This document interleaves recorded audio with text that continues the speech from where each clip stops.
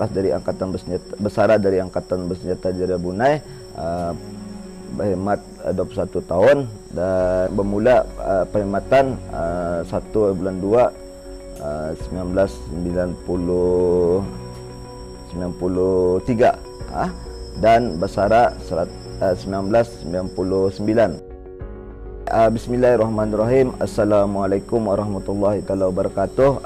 Nama saya Awang Mitasbi bin Haji Mamit, iaitu pengurus ataupun pemilik syarikat ini Tasbi Mileponi Culture Pump. Masa berkhidmat dari Angkatan Bersenjata Jaya Brunei pada masa itu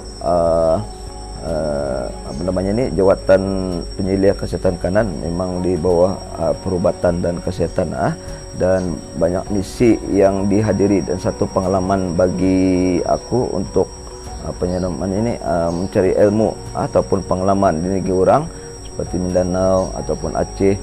Pada mulanya menternak kelulutan ini bermula daripada sebelum Besara dari Angkatan Bersenjata Jaya Brunei. Pada masa itu apa yang belum ada di Brunei pada masa itu, dan memang terklik daripada nama memang kena panggil di mana-mana pun memang kena panggil Tasbi. Start adalah bermulanya ingin menghayati mengenai dengan B B, dan pada masa itu memang di sekitaran di sini ini memang banyak B. Ada yang B bersangat, ada yang B tidak bersangat, dan misi syarikat ini tujuannya untuk mendedahkan kepada orang ramai spesies yang terdapat di Brunei dan cara untuk menternak kelulut. Alhamdulillah di Brunei lebih daripada 2,000 orang sudah menternak kelulut ini. Alhamdulillah. Dan memang dulunya kelulut ini memang kena spray ataupun kena bunuh ni, asal terjumpa sarangnya kena bunuh, kenapa kena tunuh tapi alhamdulillah masa ni orang tahu sudah stingless ini ia menghasilkan madu dan banyak sudah yang menternaknya, alhamdulillah.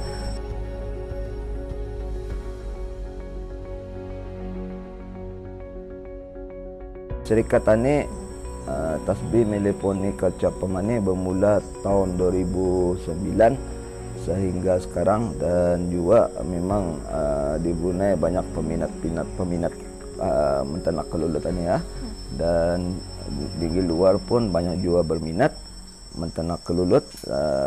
Memang di dunia ini memang banyak kelulut tapi tidak sama. Negeri macam Indonesia, Malaysia spesiesnya berbeza, di Brunei berbeza. Di Brunei hanya 22 spesies dan di sini juga 18 spesies yang berjaya dikumpulkan bermula tahun 2009. Kelulut ini bukan semestinya semua yang boleh dikomersialkan. Walaupun di sini pelbagai spesies, tetapi sini untuk mendedahkan kepada orang ramai spesies-spesies yang terdapat di Brunei. Boleh dikatakan pusat pengumpulan spesies.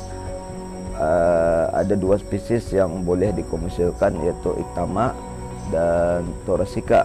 Kebanyakannya di Brunei, seluruh dunia memang menternak spesies Itama pasal dia atau yang komersial punya dan dijual di mana-mana. Orang akan menternak spesies lain pasal dia potnya damit ataupun kecil dan tidak sesuai untuk dikomersialkan. Setiap spesies ini ia punya sifat berbeza-beza, tidak sama. Sebab tu banyaknya orang menternak Itama, orang akan memikirkan tanamannya ataupun bunganya. Pasalnya setiap bunga ni macam spesies Thoracea ini bunganya, spesies Itama ini bunganya. Sebab tu sini ia khusus untuk 18 spesies saja yang sesuai ditanak, yang selebihnya pupus tidak sesuai.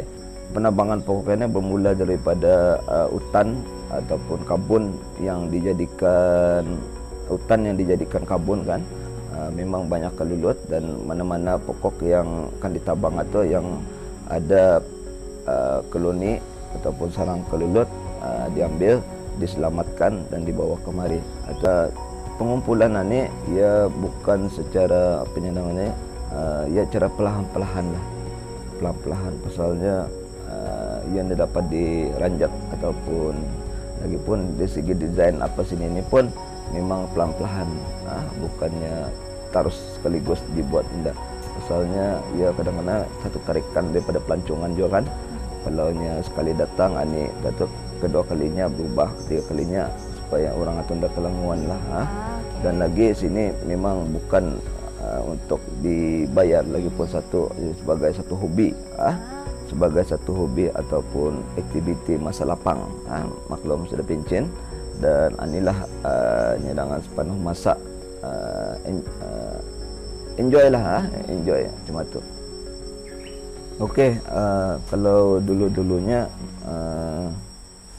pelancong yang menyedot sendiri, menyedot sendiri dan hanya aku menyediakan botol dan orang akan sedot sendiri. Tapi cara ditunjukkanlah barang ini ditunjukkan macam mana cara menyirok. Sudah tu botol disediakan di dalam galeri dan orang akan mengambil, orang akan menyirok sendiri.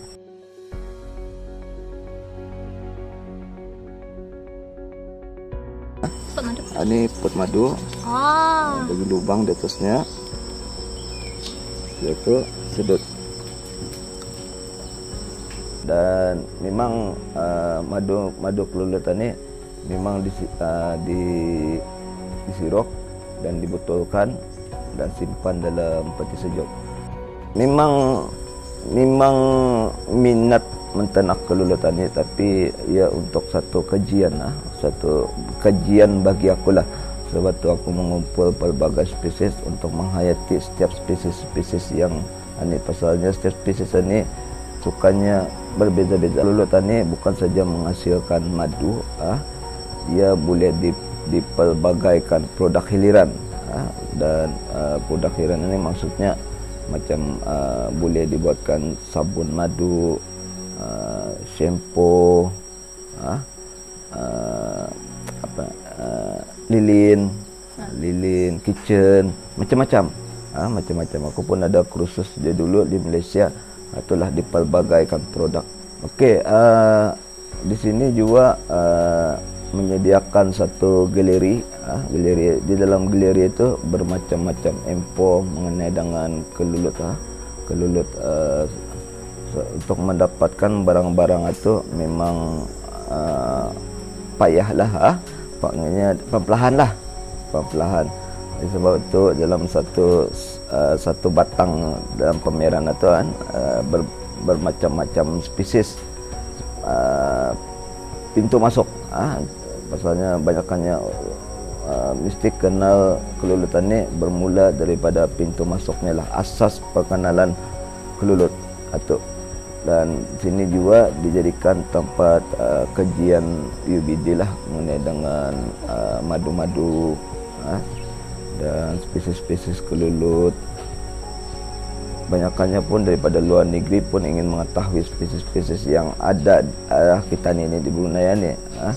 Pasal apa yang ada kelulut di Brunei ni adalah satu hazanah kita ni punya, hazanah yang perlu diselamatkan lah. Dan orang luar tidak akan dapat membawa spesies kita ni pasal dia memang sudah berdaftar.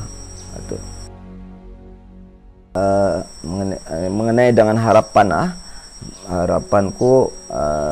memang untuk orang ramai supaya save the stainless steel lah, jangan lagi di spray ataupun dibunuh lah. Dan juga kalau bolehnya satu rumah satu sarang kelulut.